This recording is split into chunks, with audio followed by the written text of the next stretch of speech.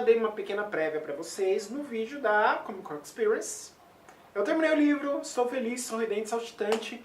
O livro com o final mais plot twist que eu já li na minha vida. Mas vamos para a resenha. Estou falando do livro A Ordem Vermelha, de Felipe Castilho. O autor é BR, tá, galera?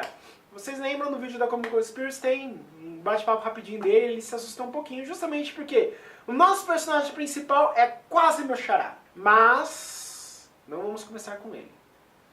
O mundo de Felipe Castilho, o mundo de Untrak, é meio complicado falar o nome, ele tem uma história, no mínimo, trágica.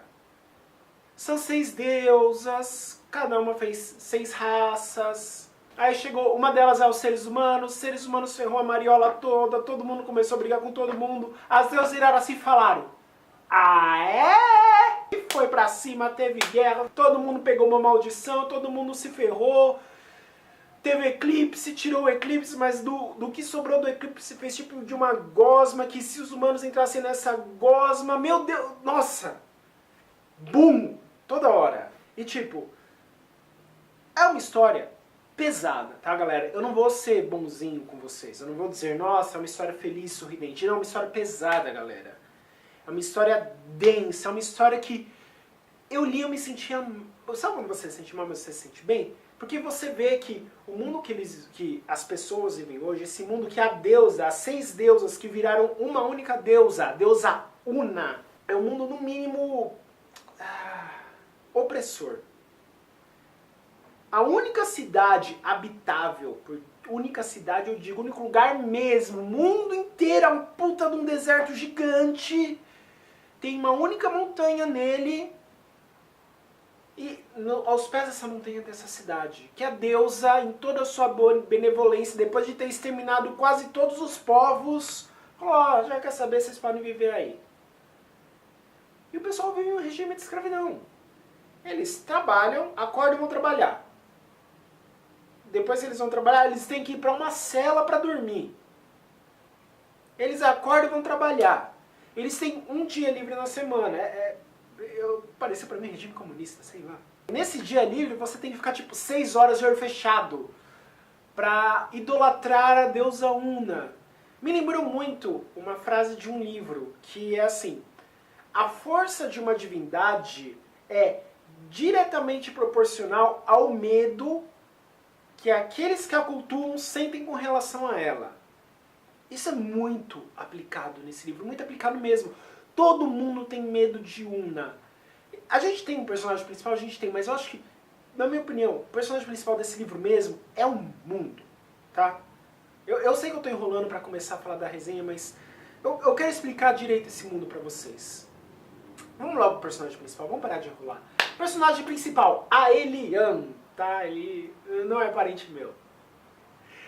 Pessoal, Aelian, ele é um falcoeiro. Ele mora no que eles chamam de poleiro, onde tem um monte de falcão que vai mandando as mensagens para um lado e para o outro.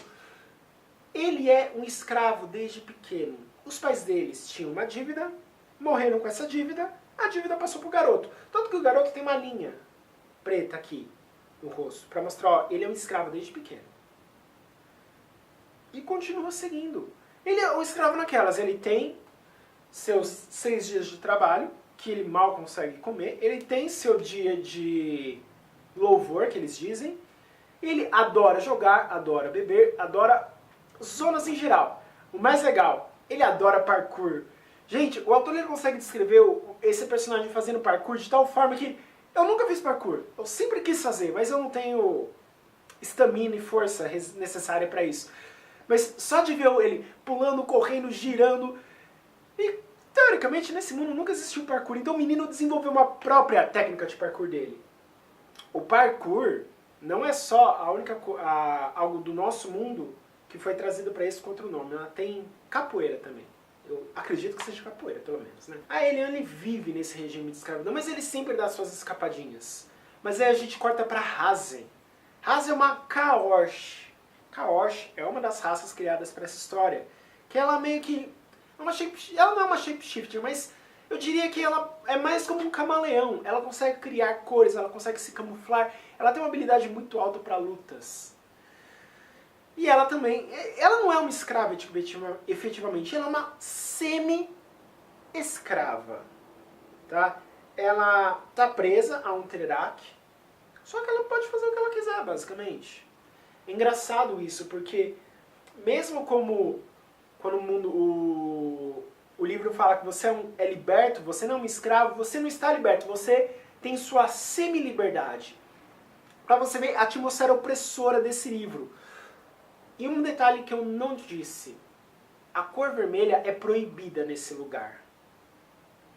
É engraçado isso porque é quase impossível, você se cortou prata, tá jorrando vermelho, e o pessoal tem que ficar vermelho. É engraçado. É interessante, lembre-se, a história é contada pelos vitoriosos. Ok? Pessoal, eu não consigo dizer muito sobre esse livro. Razi, Aelian e Aparição. Aparição é um ser que ninguém entende direito. Ninguém sabe quem é, porque é, como é. A única coisa que sabem é, ela chega pra tocar o terror porque ela tem uma capa vermelha. Só de ver a capa vermelha dessa aparição, o pessoal já fica desesperado. O complicado é, quando um povo ele é muito oprimido, começa a ter levantes. Se o levante ele não for destruído instantaneamente, ele se espalha. E é o que a gente vê acontecendo aos poucos nesse mundo. O livro em si é sobre esse levante, tá? Ele... Eu não tenho... Não é spoiler, não é nada, porque nas primeiras páginas do livro você já vê que tem muita gente indisposta com esse reinado. Então, você tem que entender um regime extremamente opressor. Eu já li diversos livros que tem regimes de... O soberano, ele é imperial, ele não deixa as pessoas respirarem direito, mas nesse nível, no nível de A Ordem Vermelha, eu nunca vi. Outro detalhe muito importante. O mundo criado pelo autor. Eu já fiz resenhas aqui de autores brasileiros que criaram o próprio mundo. Um deles estendeu muito todas as explicações. Eu adorei isso. Eu adorei. Mas eu sei que alguns leitores que não têm o hábito da leitura, eles não iam conseguir ler o livro, o que é uma pena. Outro, ele colocou descrições de menos. Eu queria muito mais que ele pudesse falar. Aqui não. Aqui o autor está exatamente no meio termo perfeito. Ele deixa uma leitura bem dinâmica mesmo, para você... Tipo, a aventura não para, tá sempre lá. Correria, correria, correria, e ao mesmo tempo que ele vai te explicando coisas do mundo. Segunda coisa, quando ele vai te dar a explicação, ele não dá aquela explicação comprida, cansativa. Ele não, ele é direto ao ponto. Pá, é isso e ponto final, galera, aceitem. E pra vocês, eu já tô adiantando, tá? Se vocês quiserem considerar isso spoiler, podem. Eu peço desculpas. Pra vocês que querem um livro com romance, o livro tem, mas não tem. Ele tem os seus casaizinhos no decorrer da história. Se você mora na Idade Medieval e não aceita casais do mesmo sexo, cai fora desse livro, tá?